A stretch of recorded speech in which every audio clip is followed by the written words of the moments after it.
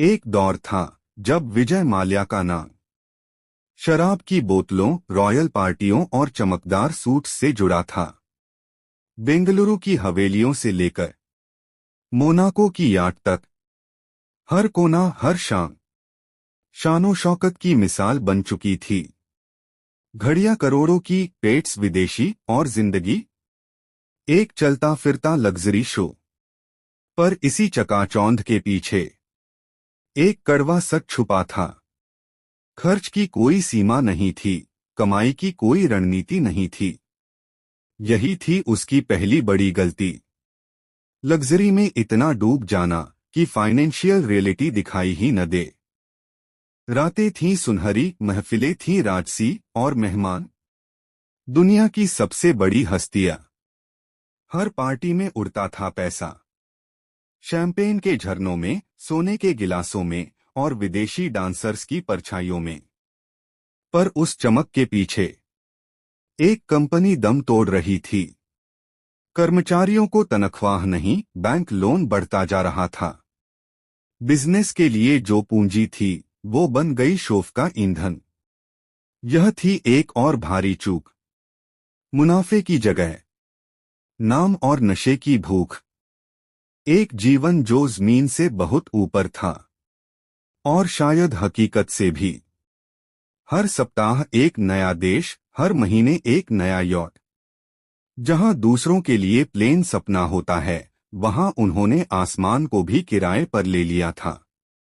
Private jets की लंबी कतारें, सफेद यॉट पर धूप में नहाते मेहमान और मल्य की मुस्कुराहट, जैसे सब कुछ किंग साइज ही हो।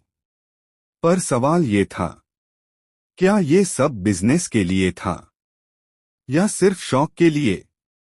इन उड़ानों में सिर्फ ईंधन नहीं जल रहा था, बल्कि जल रही थी पूंजी, उड़ रही थी निवेशकों की उम्मीदें। और एक समय ऐसा आया जब इन जेट्स की चकाचौंध में उसके साम्राज्य की नींव धुंधली होने लगी। ये था एक और गंभीर भूल, जरूरत से ज्यादा उड़ना, बिना उतरने की तैयारी के। वो सपना था भारत की सबसे लग्जरी एयरलाइन बनाने का। नाम रखा गया किंगफिशर एयरलाइंस। लाल रंग के चमचमाते जहाज, एयर होस्टेस के स्टाइलिश यूनिफॉर्म, हर टिकट में एक प्रेस्टीज की झलक। लेकिन सपना देखने और उसे उड़ाने में फर्क होता है। बाजार में पहले से थे अनुभवी खिलाड़ी और यहाँ बिजनेस मॉडल था हवा में। ना लागत का सही अंदाजा, ना फ्यूल प्राइस की भविष्यवाणी। जहाज उड़ते रहे, लेकिन घाटा भी उड़ता रहा। हर दिन करोड़ों की बर्बादी। विज्ञापन चलते रहे, ब्रांड चमकता रहा, पर मुनाफा कहीं नहीं था। एक एयरलाइन जो दिखने में किंग थी, असल में थी एक ऐसी नाव जो धीरे धीरे डूब रही थी। सपना बड़ा था, पर जमीन से कटा हुआ था। और जब तक पता चला, किंगफिशर उड़ नहीं रही थी, गिर रही थी। और गिरावट की ये शुरुआत थी एक गलत फैसले की। पैसे की प्यास थी और सपनों की भूख भी, लेकिन जमीन पर ना था कोई आधार।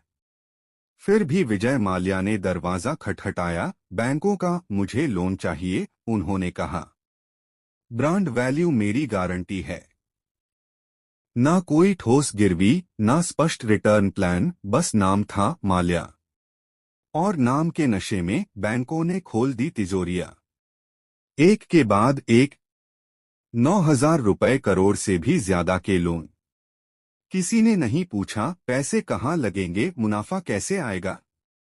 विजय माल्या हर मंच पर थे, पार्टीज, आईपीएल, इंटरनेशनल इवेंट्स। लेकिन किंगफिशर की बैलेंस शीट धीरे धीरे खून की तरह लाल हो रही थी।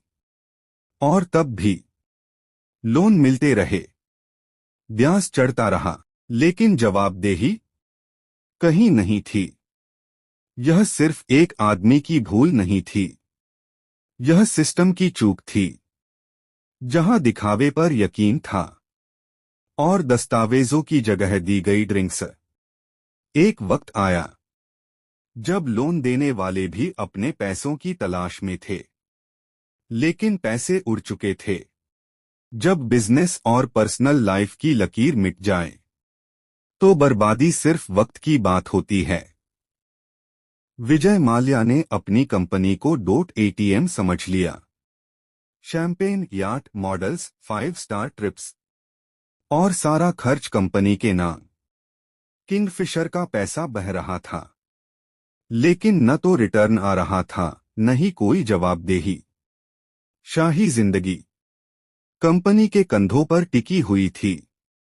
जो पैसे बिजनेस को संभाल सकते थे वो इमेज बनाने में झोंक दिए गए। विज्ञापन चमकते रहे, लेकिन अकाउंट्स अंदर से सूखने लगे।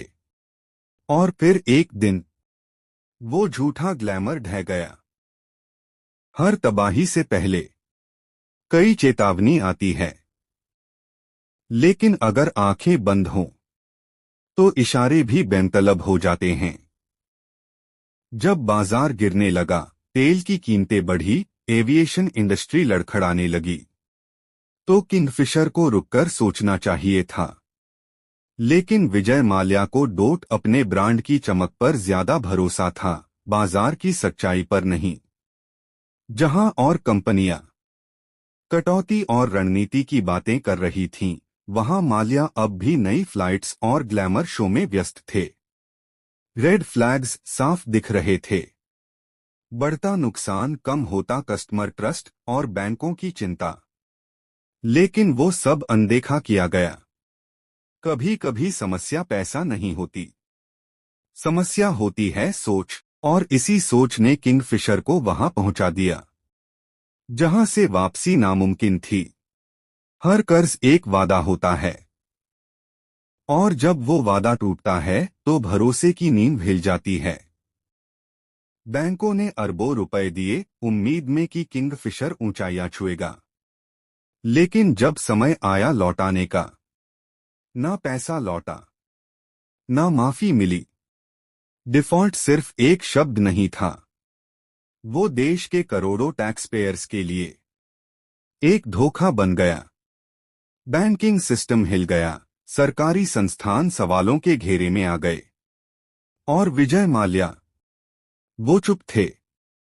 ना किसी प्रेस कॉन्फ्रेंस, ना किसी जवाबदेही, सिर्फ चुप्पी और इनकार। मैंने कुछ गलत नहीं किया, ये कहना आसान था, लेकिन देश को चाहिए था जवाब और जिम्मेदारी। जब जनता का पैसा डूबता है तो वो सिर्फ नंबर नहीं होता, वो होता है लोगों का खून पसीना। लेकिन माल्या ने उस गुस्से को भी ग्लैमर के पर्दे से ढकने की कोशिश की। संगीत धीमा होता है, जैसे किसी अदालत का सन्नाटा, लेकिन सच्चाई कभी छुपती नहीं, वो धीरे धीरे बाहर आती है और इतिहास लिख देती है।